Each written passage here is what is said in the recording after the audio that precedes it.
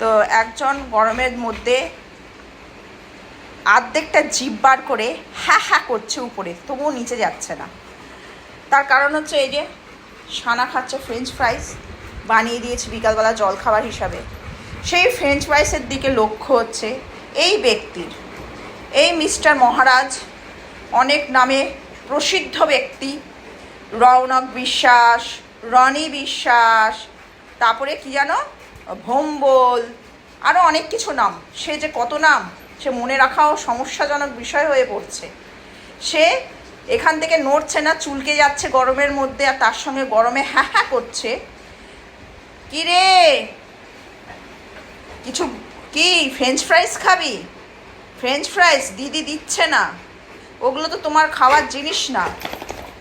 যতই গরম হোক, খাবার যেখানে রনি সেখানে, তাই তো?